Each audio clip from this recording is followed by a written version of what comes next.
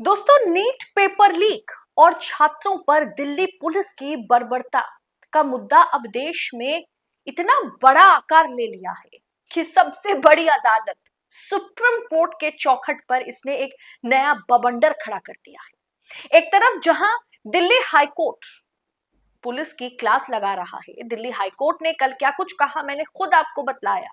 किस तरीके से जो सुप्रीम कोर्ट ने नहीं किया वो काम दिल्ली हाईकोर्ट ने कर दिखाया, और दिल्ली पुलिस की, अमित शाह की पुलिस की ऐसी तैसी के करी। वहीं सुप्रीम कोर्ट के मुख्य न्यायाधीश chief justice of India Suryakant ने आज एक ऐसा बयान दिया जिसने राजनीतिक गलियारों में हलचल पैदा कर दिया, जिसने राजनीतिक गलियारों में तहलका मचा दिया।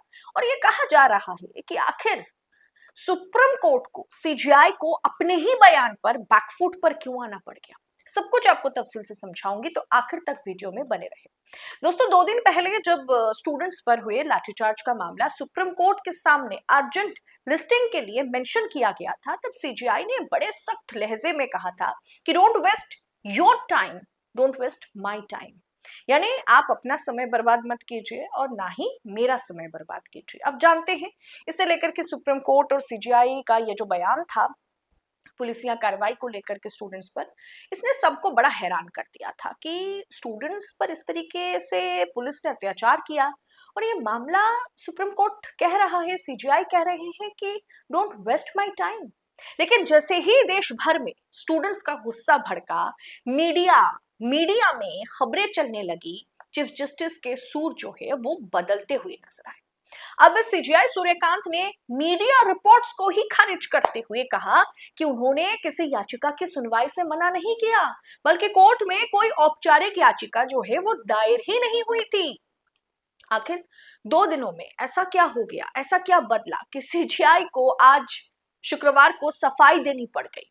सुप्रीम कोर्ट छात्रों यानी स्टूडेंट के जनसैलाब को देख करके सरकार जिस तरीके से झुकती हुई नजर आ रही है, सरकार की बौखलाहट को देखते हुए सीजीआई को बैकफुट पर क्या आना पड़ गया। दरअसल पूरे विवाद की शुरुआत आप जानते हैं कि कब हुआ था। पूरे विवाद का शुरुआत जो है वो सीजीआई के एक बयान से। सीजीआई ने स्टूडेंट्स को, युवाओं को, यंग जनरेशन को कॉकरोच कहा था, पैरासाइट कहा था। वहीं से मामला बड़ा खतरनाक रूप ले लिया। फिर सीजेपी कॉकरोच जनता पार्टी बन गया। उसके बाद नीट पेपर लीक होने के बाद इस मामले ने जिस तरीके से तूल पकड़ लिया, सरकार की कुर्सी हिला दी। अब पूरे विवाद की शुरुआत आप जानते हैं कि उस समय तो हुआ ही था, अब 2 दिन पहले फिर हुई, जब जंतर मंतर पर प्रदर्शन कर रहे स्टूडेंट्स पर पुलिसिया बल प्रयोग के खिलाफ एक वकील ने सुप्रीम कोर्ट के चीफ जस्टिस सूर्यकांत की बेंच के सामने मामले को तुरंत सूचीबद्ध यानी अर्जेंट लिसनिंग करने की गुहार लगाई थी। तो अदालत का रुख जो है वो बेहद सख्त था। लाइव लॉ की रिपोर्ट, सबसे ऑथेंटिकेशन के साथ न्यूज रिपोर्ट करने वाला वेबसाइट है लाइव लॉ। उस वेबसाइट की रिपोर्ट के मुताबिक कोर्ट ने अर्जी खारिज करते हुए सख्त टिप्पणी की थी, don't waste your time, don't waste my time. यानी अपना और हमारा समय बर्बाद मत कीजिए। सुप्रीम कोर्ट के इस रुख के बाद देश भर के students, lawyers, advocates, supreme court के एडवोकेट्स, नागरिक, आम पब्लिक सब बड़ी नाराजगी जताते हुए नजर आए थे।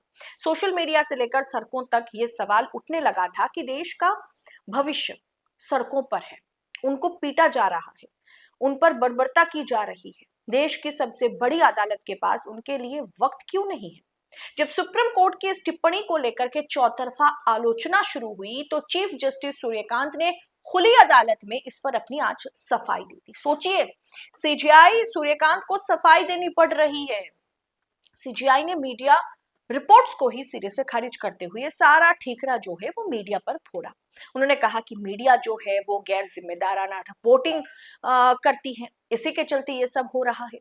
अदालत में अपनी बात रखते हुए सीजीआई सूर्यकांत ने आज कहा कि पिछले 2 दिनों में ये पूरी तरह से झूठा बयान फैलाया गया है कि कोई याचिका दायर हुई थी, मतलब कोई याचिका दायर हुई थी और मुख्य न्यायाधीश ने उसे सुनने से मना कर दिया, ऐसा कहा गया। मीडिया अपनी सभी जिम्मेदारियों से मुक्त होकर के गलत रिपोर्टिंग कर रहा है। ये कौन कह रहा है?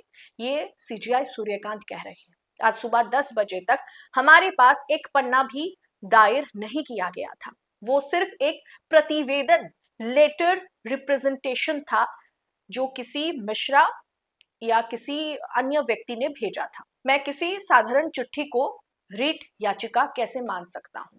क्या सच में न्यायपालिका बैकफुट पर मतलब है? क्या सुप्रीम कोर्ट बैकफुट पर आया, सीजीआई बैकफुट पर आए?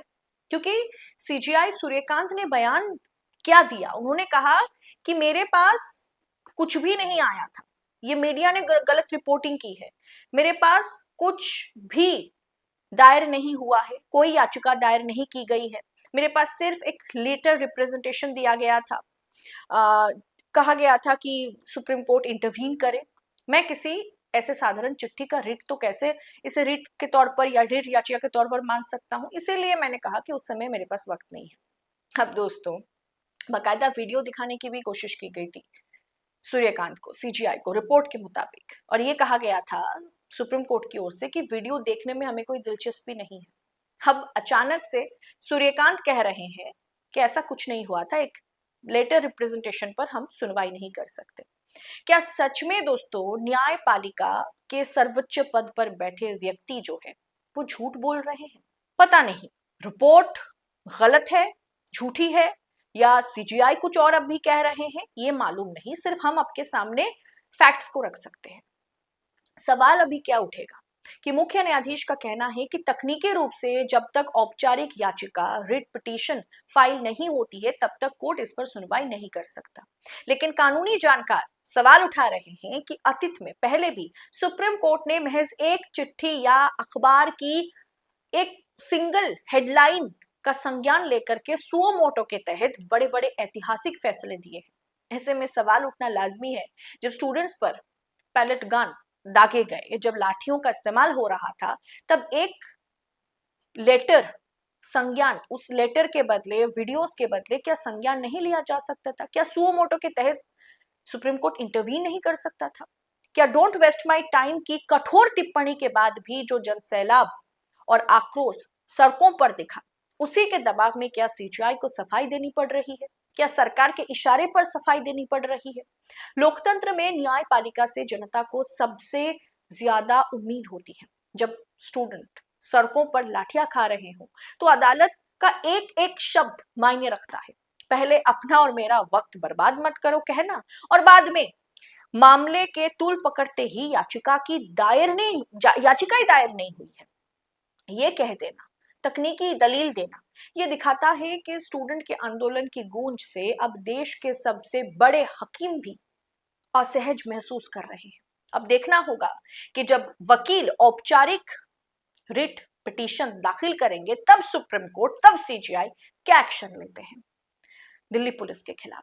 फिलहाल सीजीआई के अचानक इस सफाई पर आपकी राय क्या है वो हमें कमेंट बॉक्स में जरूर बताइएगा, और ऐसी खबरों को यूं ही पड़ताल के साथ पाने के लिए 4 PM न्यूज नेटवर्क के साथ बने रहे। फिलहाल इस रिपोर्ट में इतना ही। आजाद पत्रकारिता को इसी तरह से भरपूर सपोर्ट करते रहिए। जय हिंद, जय भारत। बहुत बहुत शुक्रिया।